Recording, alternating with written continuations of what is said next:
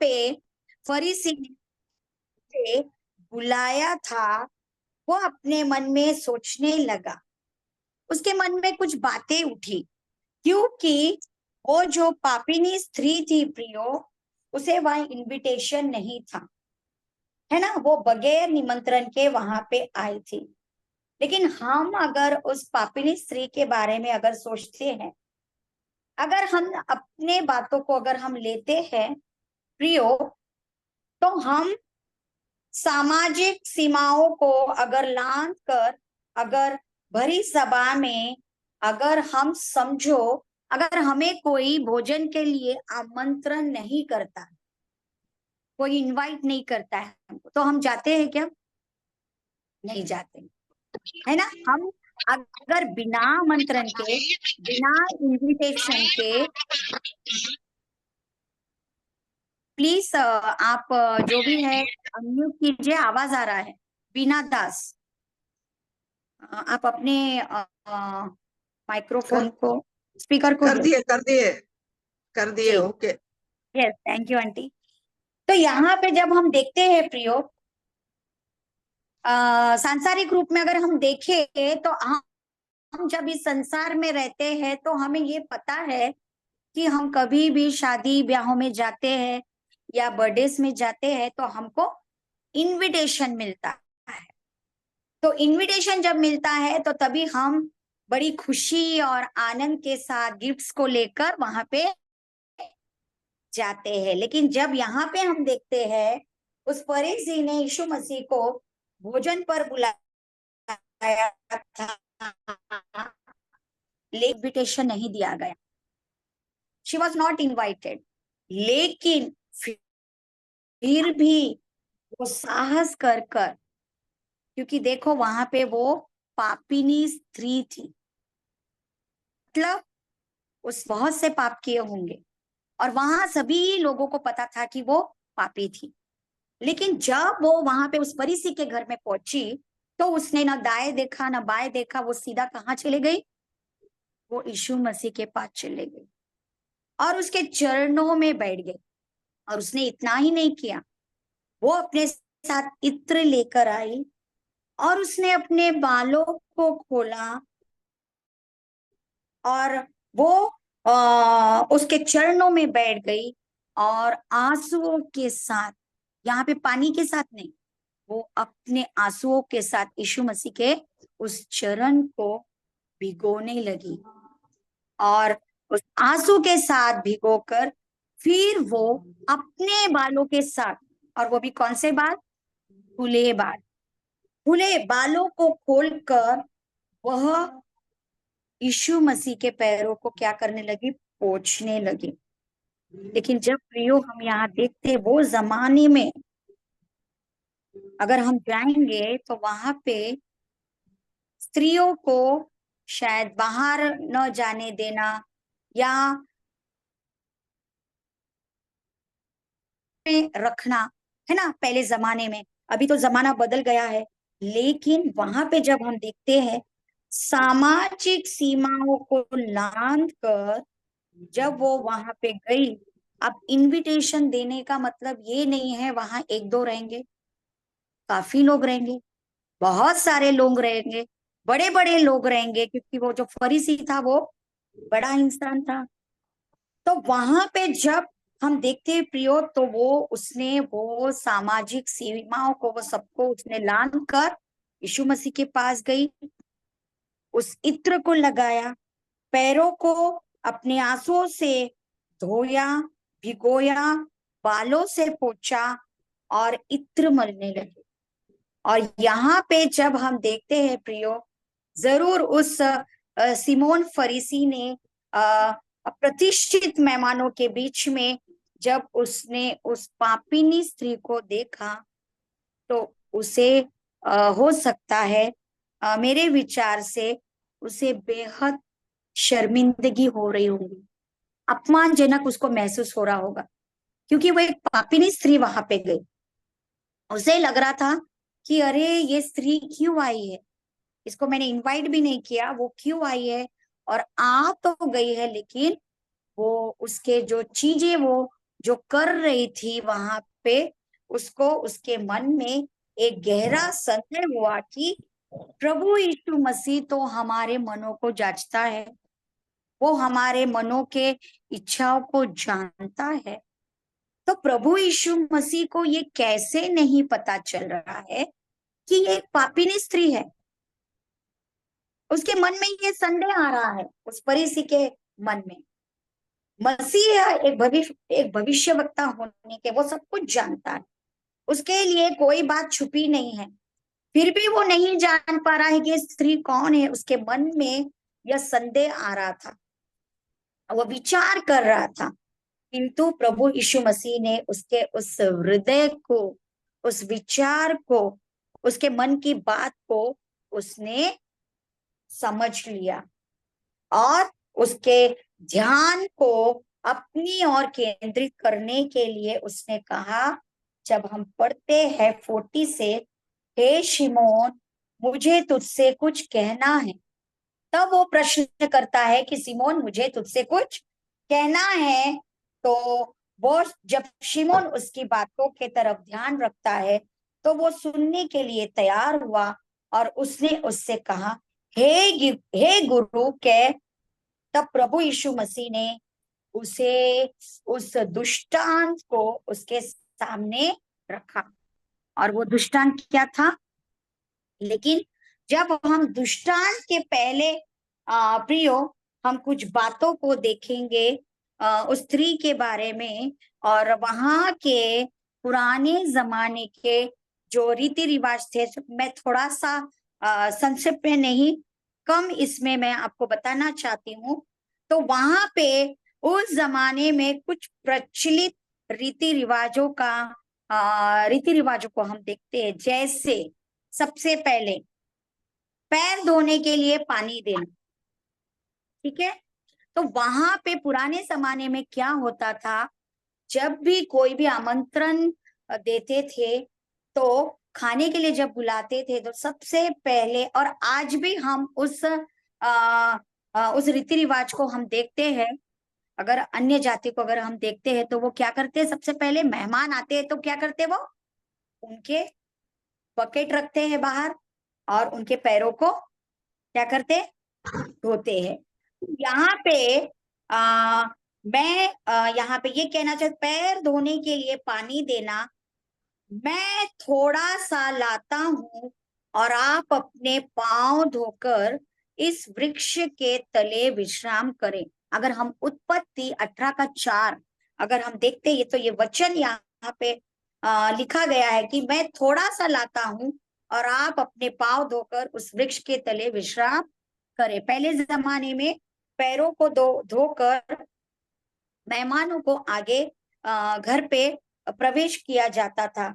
अगर हम देखते हैं न्यायों की पुस्तक में 19 का 21, अगर हम देखते हैं प्रियो, वहां पे तब वो उसको अपने घर ले चला और गधों को चारा दिया, तब वे पांव धोकर खाने पीने लगे।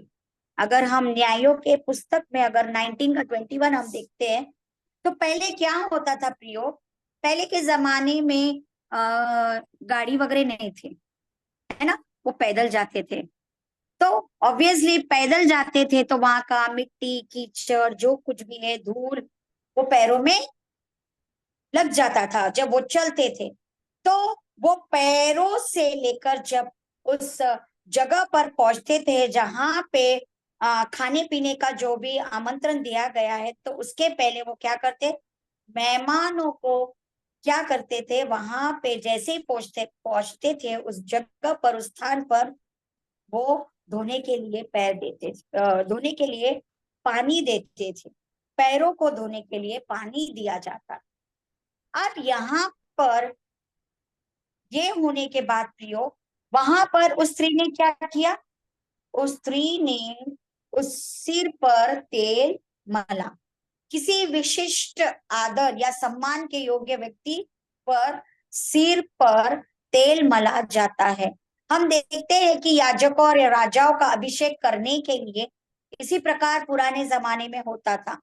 अगर हम देखते हैं प्रियो, हम पढ़ेंगे नहीं, पहला शामुएल 10:1 का अगर हम देखते हैं, और उसी का पहला शामुएल 16:13 अगर हम देखते हैं, निर्गमन का 30 का 25 अगर हम देखते हैं, भजन संहिता 23 का 5 अगर हम देखते हैं, और दानियल का 9 से 24 अगर हम देखते हैं, इसमें सिर पर तेल मलने के विषय में कहा गया है। तो यहाँ पे उस स्त्री को जब हम देखते हैं प्रियो, तो यहाँ पे ये जो छोटे छोटे जो वो काम वहां पे जब प्रभु यीशु मसीह के पास आई, वो ये करने लगी। फिर हम देखते हैं कि वहां पे उसने इत्र लगाया, और फिर वो उस उसके पैर को अपने आंसुओं से भिगो कर पोंछने लगी और चूमने लगी।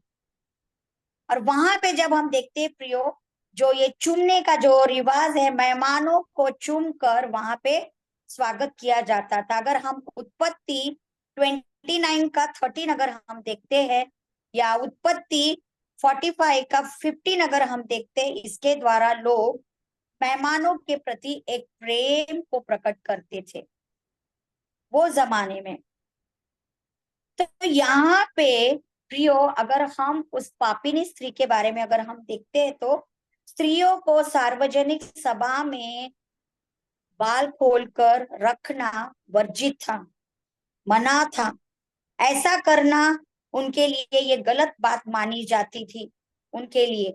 तो ऐसे स्त्रियों को लोग अलग ही दृष्टि से देखते थे प्रियो। अगर हम देखते हैं मत्ती का 26 का 6 से 7 तक अगर हम देखते, यहाँ पे भी उस स्त्री के बारे में कहा गया है।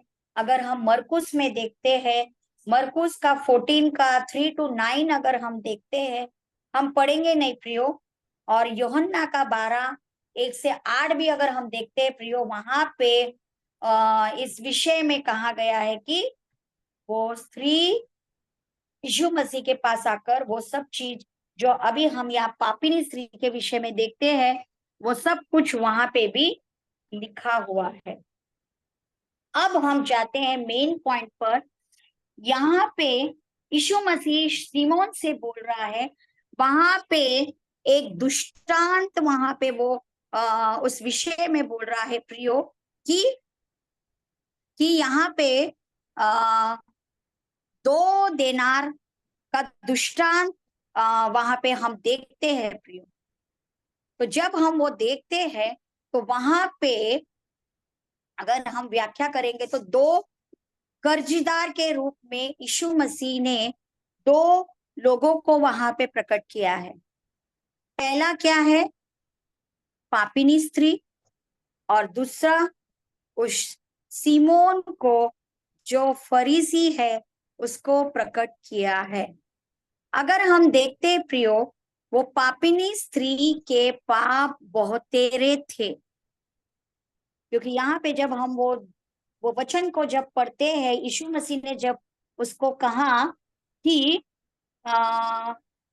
कि कौन सॉरी, जब उसके पाप पटाने को कुछ न था, तो उसने दोनों को क्षमा कर दिया, इसलिए उनमें से कौन सा उससे अधिक प्रेम रखेगा।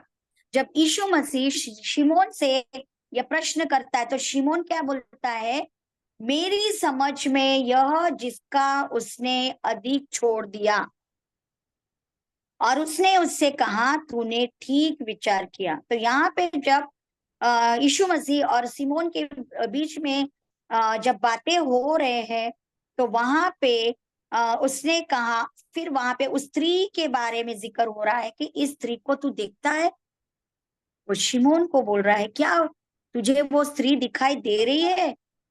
मैं तेरे घर में आया, परंतु उसने मेरे पाँव धोए। यहाँ पे यीशु मसीह सबसे पहले शिमोन को उस पापिनी स्त्री के बारे में बता रहा है। पापिनी स्त्री ने यीशु मसीह को पहचान लिया, और वो भागी भागी दौड़ी आई। उसने अपने पापों का उसको एहसास हुआ प्रियो। उसने पश्चाताप किया, उसने अपने आप को नम्र किया, दीन किया, यीशु मसीह के पैरों में, चरणों में आना। और उसके चरणों में गिरना और वो आंसुओं से भीगना, ये सब कुछ क्या दिखाता है? दीनता, नम्रता। दीनता से परमेश्वर को वो अपने आप को समर्पित कर रही थी प्रियो। उसने अपने आप को नम्र किया, दीन किया, वो सब कुछ भूल गई। जब उसने यीशु मसीह को देखा, उसके मन में एक ही विचार था कि मुझे जाना है, यीशु मसीह से मिलना है, मुझे अपने पापों को स्वीकार करना है। उसे उसे ये एहसास हो गया कि नहीं, मैं पापी नहीं हूं। और वो पश्चाताप किया, उसने स्वयं को दीनता से परमेश्वर को समर्पित किया है प्रियो। जब उसे मालूम हुआ कि यीशु मसीह सिमोन के घर में आया और उसने किसी की परवाह नहीं की, उसे डर नहीं लगा, उसे भय नहीं लगा। हो सकता है कि वो अंदर ही अंदर डर रही थी, उसको लगा होगा अरे मैं जाऊंगी तो कोई ना कोई मुझे बाहर निकाल ना दे, तो मैं यीशु मसीह से कैसे मिलूंगी। लेकिन प्रियो, उसने किसी की परवाह नहीं की और वो यीशु मसीह से मिलने आ गई और उसने पापों की क्षमा, वो दीनता, नम्रता वहां हम देखते हैं प्रियो।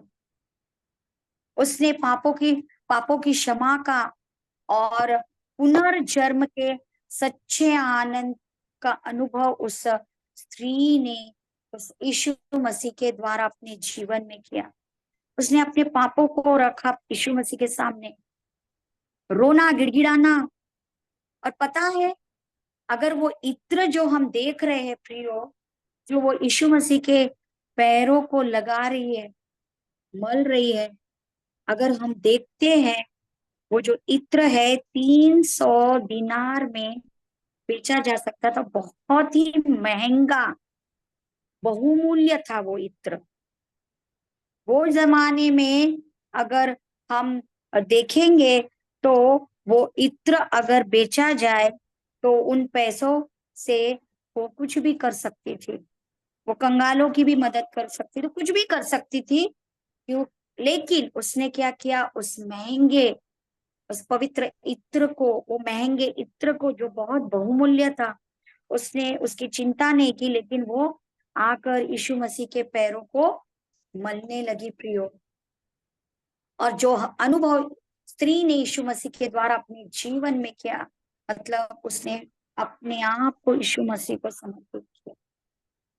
तो यहाँ पे हम उस नम्रता, उस दीनता का प्रतीक पश्चाताप, क्या हमारे जीवन में भी हम अपने पापों को स्वीकार करते हैं? उस पापिनी स्त्री के जैसे हम उस दीनता, नम्रता के साथ प्रभु के पास आते हैं। इस तरह वो पापिनी स्त्री आई और उसका जीवन बदल गया प्रियो। उसने उसको यकीन हो गया कि नहीं, मैं प्रभु से मिली तो मेरे पाप क्षमा हो गए, प्रभु ने मेरे पापों को क्षमा किया। अगर हम आखिरी वचनों में जब हम देखते हैं प्रियो, उससे पता चल जाता है कि वो प्रभु ने उससे क्या कहा कि तू कुशल से जा। इसका मतलब ये है कि प्रभु ने उसके पापों को क्षमा कर दिया और वो स्त्री मतलब आनंद के साथ, मतलब उसका पुनर्जन्म हो गया।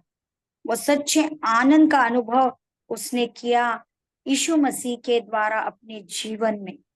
उसके बदले में उसका हृदय यीशु मसीह के प्रति क्या था? एक आदर, धन्यवाद, कृतज्ञता से भरा था।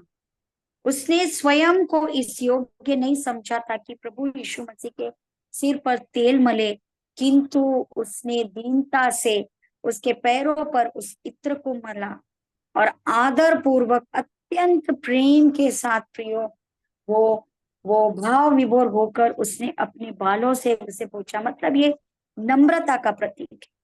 उस स्त्री का हृदय प्रभु यीशु के मसीह के प्रति इतना अधिक प्रेम, आदर एवं कृतज्ञता से भरा था कि उसने उसकी अभिव्यक्ति उसके लिए अ, अपरिय थी।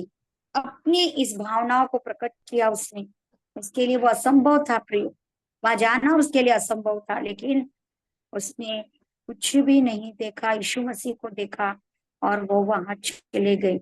अब दूसरे तरफ अगर हम देखते हैं कि शिमोन फरीसी जो था, स्वयं के लेखे, अगर उसका स्वयं उसके बारे में अगर हम देखते हैं, वो एक धर्मी पुरुष था। वो सोचता था, वो अपने आप को क्या समझता था? धर्मी।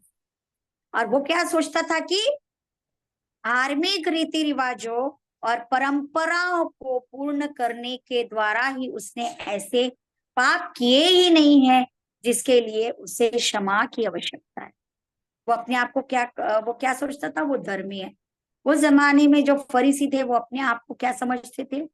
धर्मी समझते थे। वो सोचते थे कि हम आ, हमने दशमांश दे दिया, हमने प्रभु के लिए जो कुछ भी किया हम देते हैं, हम उसके मार्गों पर चलते, या उसके जो भी वहाँ के जो सामाजिक जो भी रीति रिवाज थे, जो धार्मिक रीति रिवाज थे, परंपराएं थे, वो सब कुछ वो मानते थे। तो वो अपने आप को क्या समझते थे? धर्मी।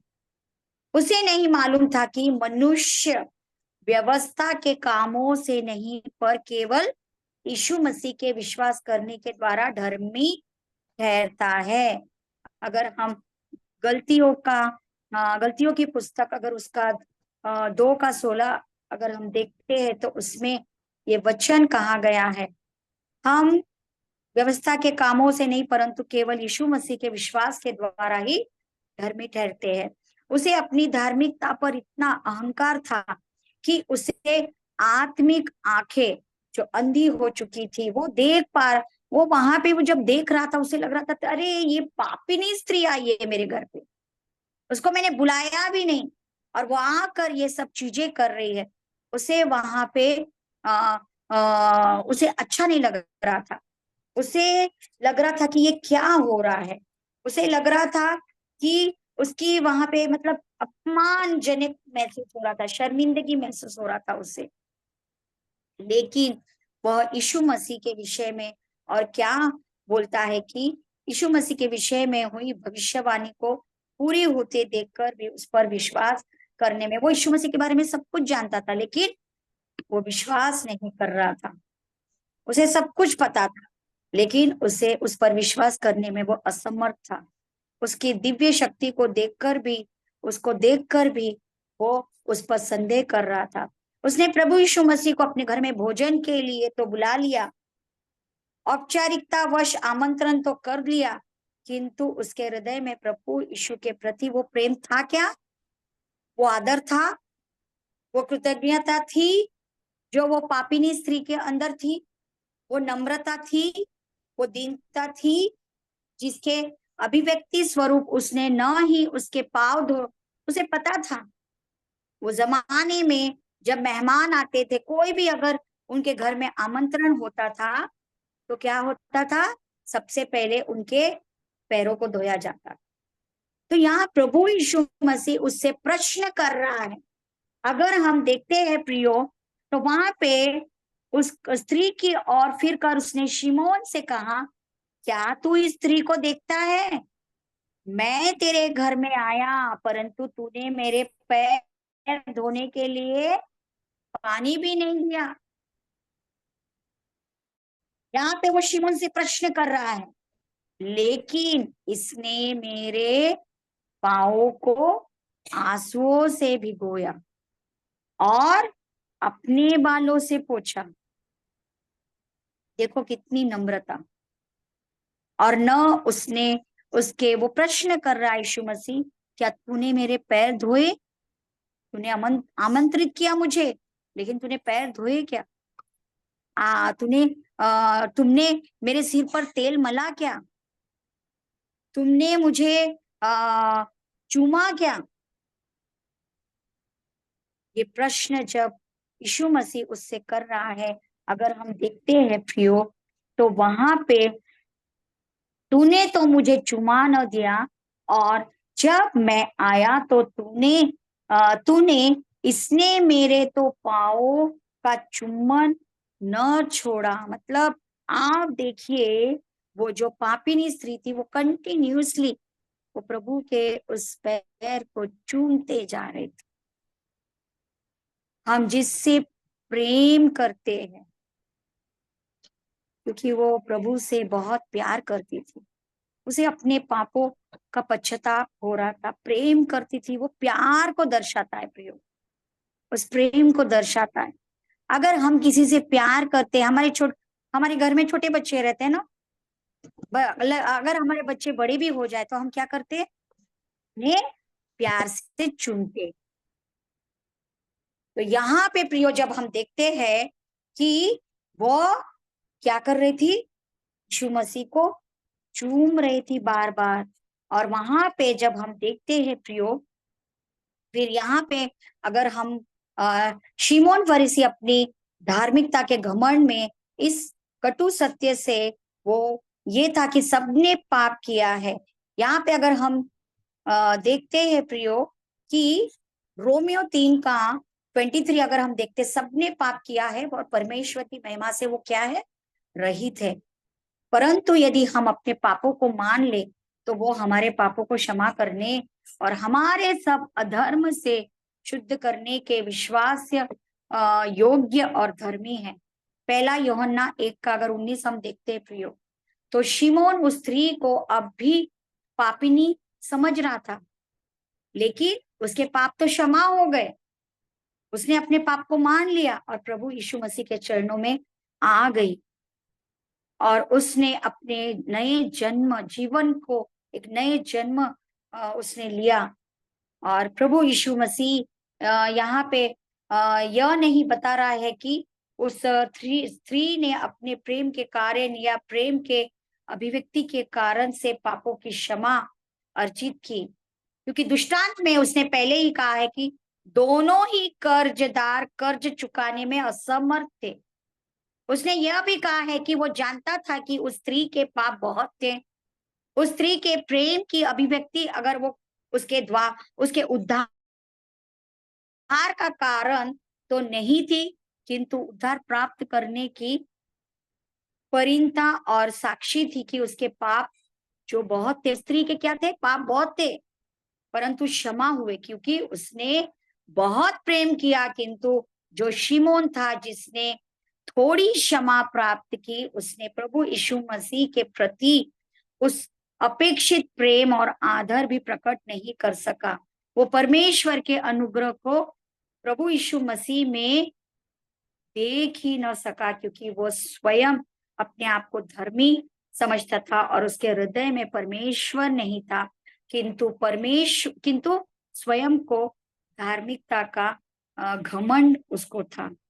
तो यहाँ पे प्रियो हम क्या देखते हैं, तब उसने स्त्री से कहा कि तेरे पाप क्या हो गए, क्षमा कर दिए गए, तेरे विश्वास ने तेरा उद्धार किया है, तो कुशल से जा। और प्रभु ने बहुत बार पापों की क्षमा प्रदान कर या प्रकट किया है कि उसने पापों की क्षमा प्रदान करने का अधिकार है। सबसे बड़ी बात क्या है प्रियो, कि प्रभु यीशु मसीह ने हमारे पापों के लिए उस क्रूस पर बलिदान को दिया है। वही सबसे बड़ा बलिदान प्रभु ने हमारे लिए दिया था। तो क्या प्रभु हमारे पापों को क्षमा नहीं कर सकता? उसने हमारे पापों का बोझ हमें मुक्ति दिलाने के लिए, हमें नया जीवन दिलाने के लिए, हमें स्वतंत्र करने के लिए उसने उस क्रूस पर पवित्र बलिदान को दिया है प्रियो। अब वो शांति पूर्वक अपना जीवन जी सकती है, क्योंकि वो रो कर अपने आप को नम्र दीन कर कर उसने अपने आंसुओं के साथ अपने पापों को स्वीकार किया और उसका मन हल्का हो गया।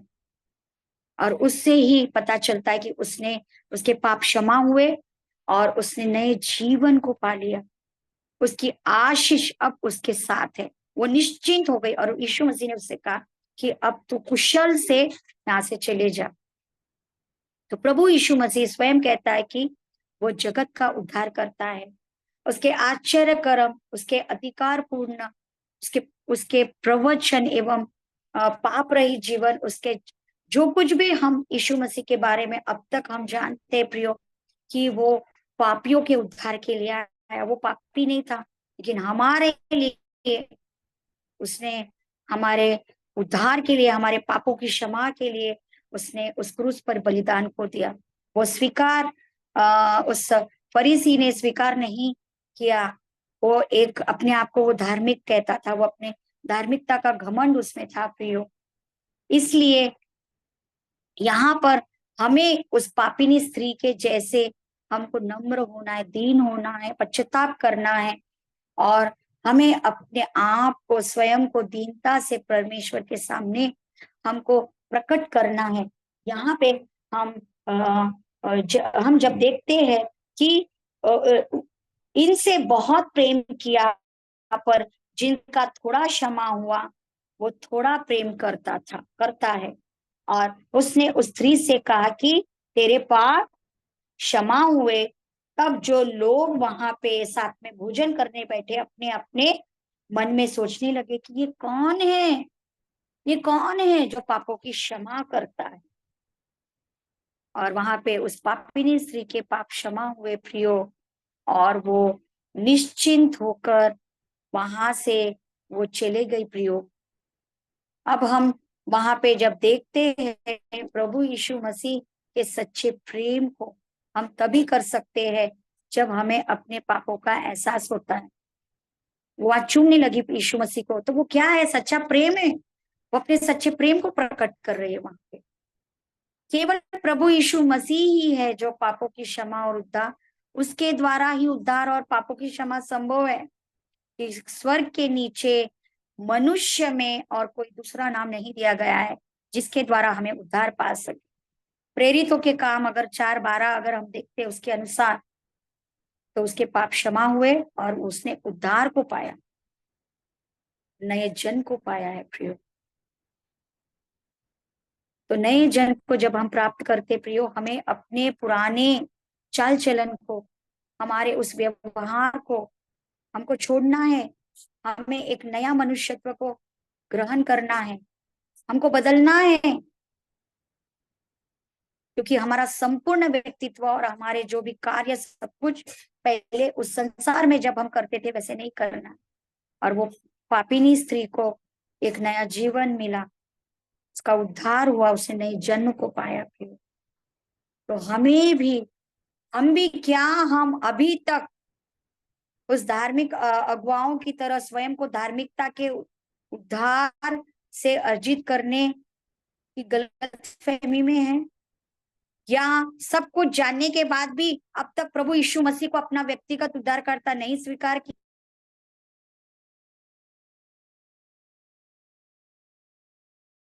लेना है प्रियो। अभी भी समय है, हमें उस पापिनी स्त्री के जैसे अपने पापों को स्वीकार करना है, और हमें एक नए जीवन को उस जो उस पाप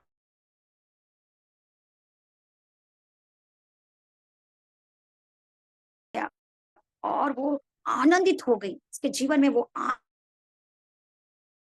कर, क्योंकि वो उससे बहुत प्रेम करती है। यीशु मसीह भी आपसे प्रेम करता है।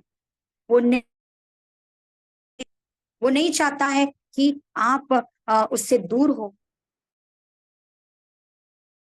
उद्धार हो, और सभी उसके साथ वहां पे जहां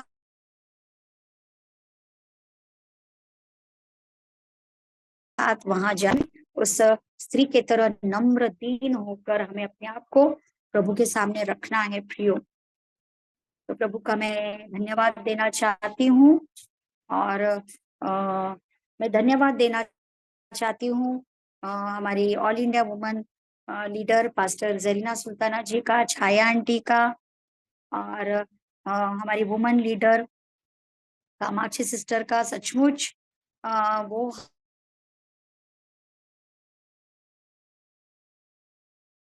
कर रहे हैं प्रियो। छाया को ढूंढना, उस वचन को किसको,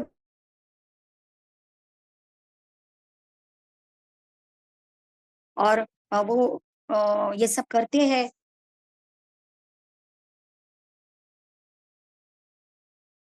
हमारे लिए इतना मेहनत करे, सचमुच प्रियो प्रभु उनको बहुत आशीषित करे। हमारी दीदी को और छाया आंटी को प्रभु बहुत आशीषित करे, और इस वचन के द्वारा अगर मुझसे कोई गलती हो गई तो मुझे क्षमा करे। और प्रभु इस वचन के द्वारा आप सबको आशीषित करें। Thank you so much. Praise the praise the Lord. Lord. Thank you so much दीदी। प्रभु बहुत आशीषित करे सच में। परमेश्वर ने आज बहुत से वचनों से बात किया परमेश्वर ने, फिर भी हम हमारे क्योंकि समीक्षा है तो मैं आगे का समय हमारी दीदी सुजन दीदी को हम देना चाहेंगे। तो वेलकम करते हैं आपका भी। आप समीक्षा करें, हम आपका वेलकम करते हैं। Praise the Lord. Praise the Lord. Sister ने बहुत अच्छे से बताया है, बहुत अच्छे से वचनों का हमें ज्ञान दिया है इसमें, और हमें बहुत कुछ सीखने को मिला। थोड़ा बहुत मैं अपनी तरफ से जो मैंने दिन किया वो तो थोड़ा बहुत पॉइंट्स डालूंगी। वैसे सिस्टर ने तो पूरा समझा दिया पूरे वचन को अच्छे तरीके से। Thank you sister for your आपके इस मैसेज के लिए, और सभी को धन्यवाद। तो इन वचनों से थोड़ा बहुत 2-3 पॉइंट जो मैं डालना चाहती हूँ। इस दृष्टांत में इसकी पृष्ठभूमि के बारे में जैसे बताया, 36 से 39 तक जो पृष्ठभूमि है उसमें ये तो बता रहा है कि प्रभु फरीसी के घर गए और पापनी स्त्री के बारे में बता रहा है। पापनी स्त्री वहां पे बुलाई गई नहीं है, और पापनी स्त्री के विषय में कहा गया है, लेकिन इसमें ये नहीं बताया गया है कि पापनी स्त्री, लूका के इस समाचार में ये नहीं बताया कि पापनी स्त्री कौन है। पर अगर हम यूहन्ना के अध्याय में देखेंगे तो वहां हमें 12 से 3 और 11 का 1 से 2 में तो हमें पता चलेगा कि वो पापनी स्त्री कौन थी। वो मरियम मरियम मरियम जो कि लाजर और मार्था की बहन, वो थी वो पापनी स्त्री। तो वो उसके बारे में अच्छी तरीके से हम वहां पे जान सकते हैं। और इस दृष्टांत से प्रभु ने क्या बताना चाहा है ये भी। तो फरीसी जो था वो शमौन फरीसी, वो खुद को बहुत था जैसे सिस्टर ने कहा, और उस फरीसी ने पापनी स्त्री को जो कि 39 वर्ष में है उसने कहा कि उसकी पापनी स्त्री कहा, तो वो खुद को धार्मिक समझकर और मरियम पर न्याय कर रहा था, उनकी नैतिकता पर। ये हम देखते हैं।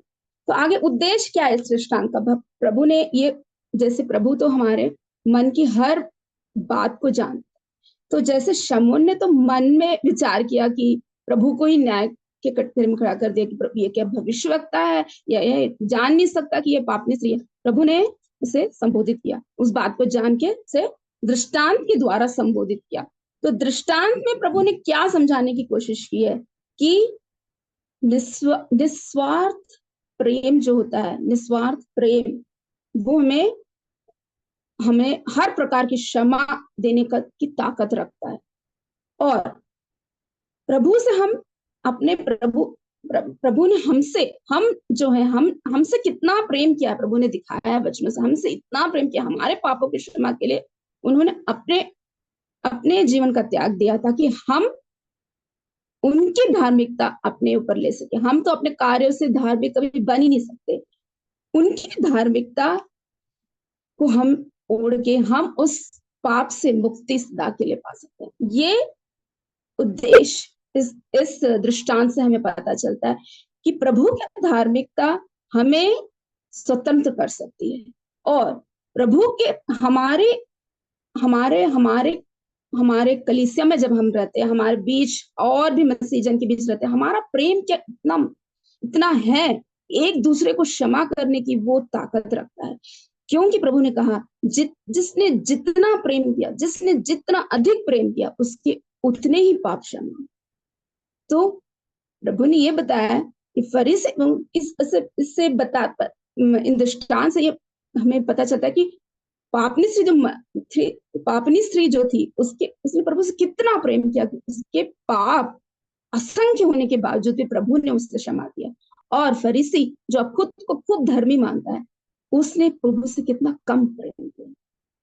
इस बात हमें पता चलता, हम जितना अधिक प्रेम करते हैं प्रभु से, उतना ही अधिक हमें ये शक्ति मिलती है कि हम दूसरों को भी क्षमा कर सके, उनसे प्रेम कर सके।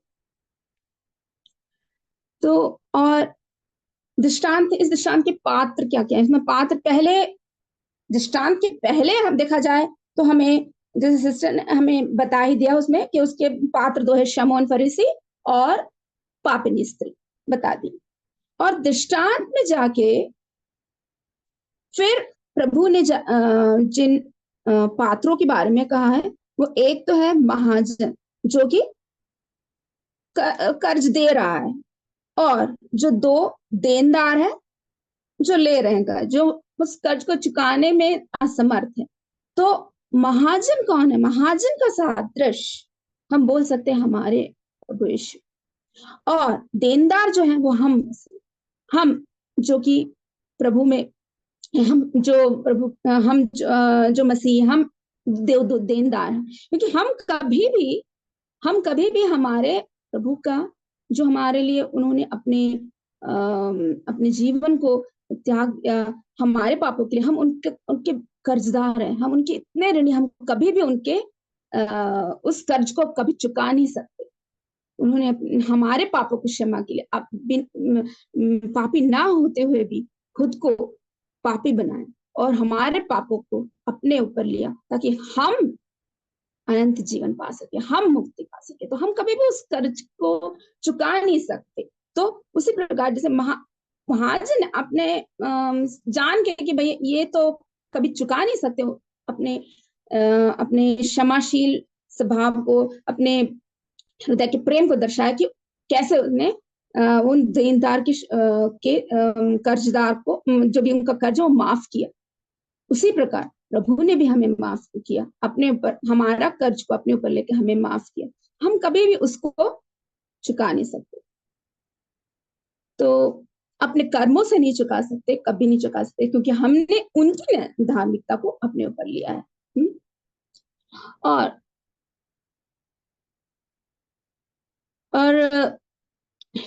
इसके सिस्टर ने बहुत अच्छा बताया कि पहले मध्य पूर्व समय में कैसा चलन था, कैसे मेहमानों का आदर किया जाता था और किस तरीके से मेहमानों को माना जाता था, वो सब सिस्टर ने बहुत अच्छे से बताया।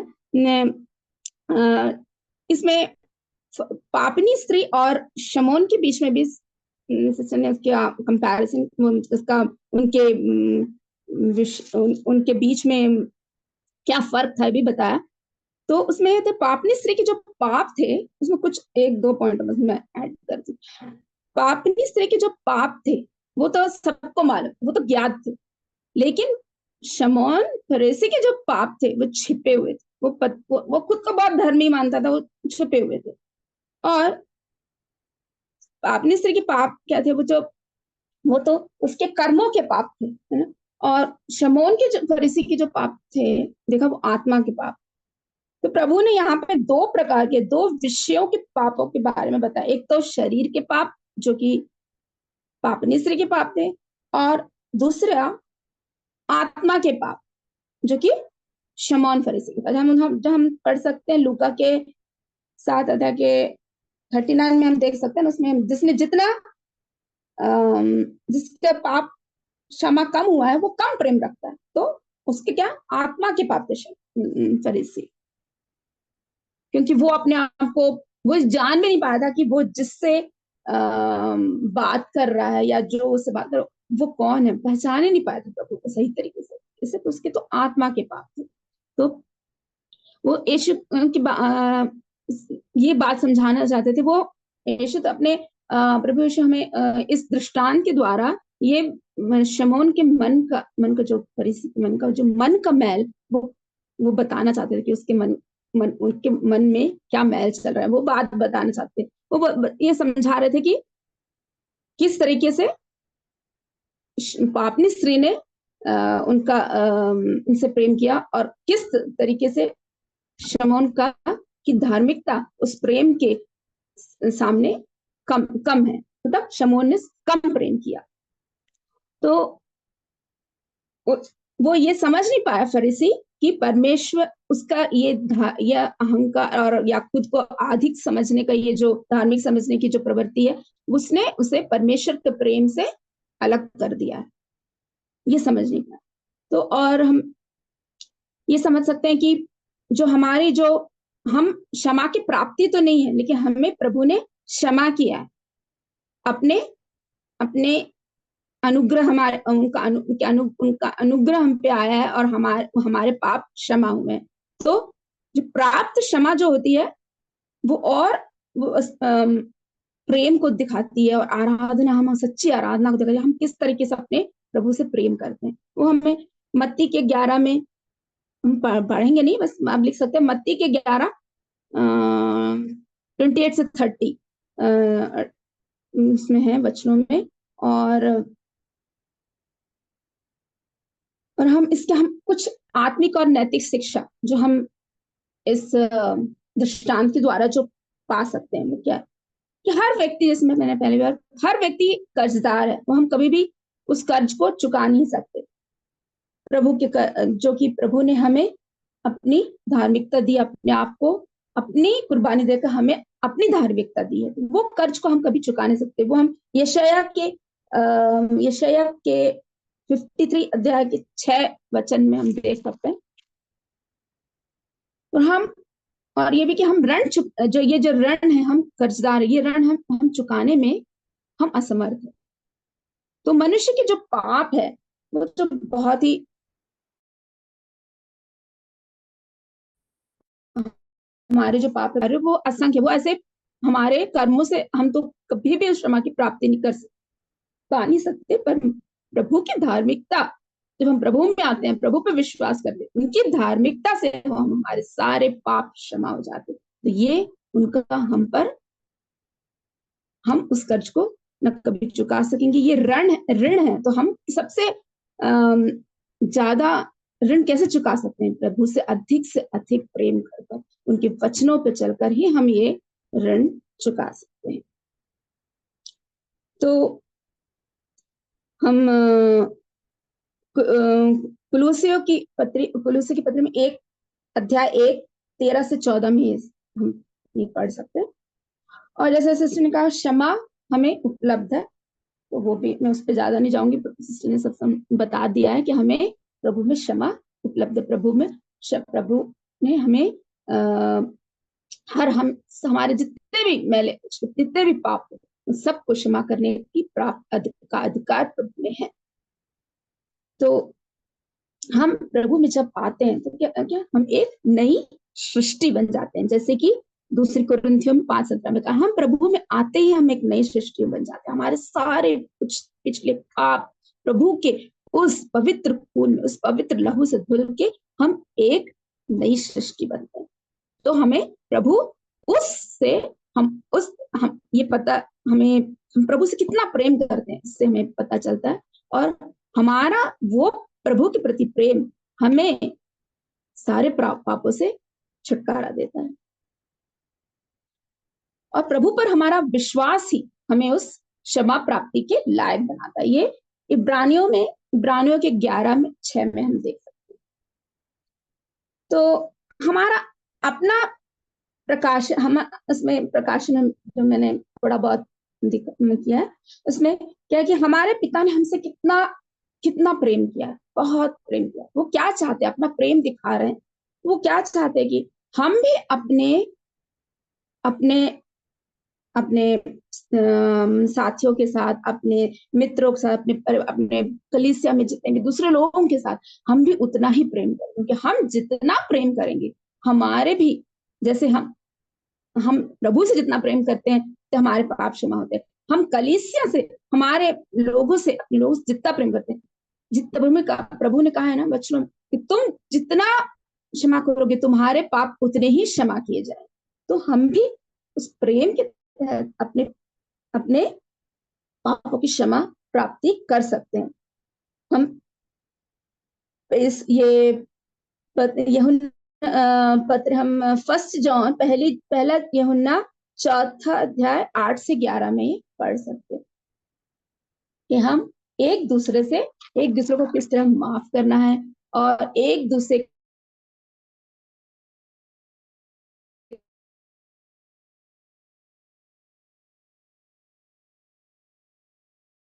प्रति धार्मिकता यहाँ पर हमें सही में धार्मिक बनने के लिए क्या है, प्रभु के प्रेम को, प्रभु को अपने ऊपर, तो प्रभु पर का प्रेम को डालना। तो वो क्या है, पहला यूहन्ना 4:8 में लिखा था प्रभु ही प्यार है, प्रभु ही प्रेम। तो हम प्रभु के प्रेम को जब अपने ऊपर ढापते हैं तो हम इस क्षमा के प्राप्ति हो जाते हैं और हमें जो प्रभु इस दृष्टांत से सिखाना चाहते हैं वो भी हम सीख सकते हैं। तो और एक बात है कि प्रभु हम कैसे, जब तक हमें प्रभु का अनुग्रह या ग्रेस नहीं मिल जाता तब तक हम उस अनुग्रह को औरों में नहीं बांट सकते, है ना। प्रभु का अनुग्रह तब तक हम बढ़ा नहीं सकते औरों में कि जब तक कि हम पर वो ग्रेस ना हो। तो हमें जैसे मत्ती के 10:8 में लिखा है कि तुम्हें सेंट में जो तुम्हें मिला है वो तुम सेंट में दो, मतलब जैसे इंग्लिश में तो freely you have received freely you give. तो हमें जो सेंट में मिला है हमें वो सेंट में, प्रभु का जो अनुग्रह है, हम जब प्रभु के वचन को, प्रभु के बारे में एक दूसरे से कहते हैं, बताते हैं, तो हम वो क्या करते हैं, हम सेंट में देते हैं और बताते कि प्रभु सबसे प्रेम करते हैं, इतना हमें प्रेम करते कि उन्होंने अपने प्राण को दे दिया हमारे लिए और अपनी धार्मिकता हमें दे दी। तो हम उस ऋण को कभी चुका तो नहीं सकते, लेकिन प्रभु के प्रेम से हम आगे बढ़कर उनके राज्य में के सच्चे अधिकारी बन सकते। तो इससे और हमने जैसे देखा था कि मरियम को कैसे प्रभु ने अपने अनुग्रह से क्षमा किया। उस पाप तो बहुत थे जबरदस्त, पर उन्होंने उस प्रेम, मरियम ने कितना प्रेम किया, तो उस प्रेम की वजह से उन्होंने उनके पापों को क्षमा दिया। तो हम ये चीज मरियम के प्रति यीशु का प्रेम हम देख सकते हैं लूका के 10 अध्याय में 38 से 42 में। उसमें देख सकते हैं कैसे कि मरियम और प्रभु जब मरियम और मार्था के घर जाते हैं तो मार्था तो घर के कामों में व्यस्त रहती है, लेकिन मरियम क्या करती है, प्रभु के चरणों में बैठ के उन प्रभु के वचनों को सुनते हैं। प्रभु की हम ये बता कि हम बहुत हर दुनियावी चीज में और दिन प्रतिदिन के काम में इतने व्यस्त हो जाते हैं, क्या हम प्रभु के चरणों में अपना वक्त गुजारते हैं? हम सही मायने में प्रभु से प्रेम रखने वाले हैं क्या? इस बात को जांचना बहुत जरूरी है। इन बातों से मैं अपने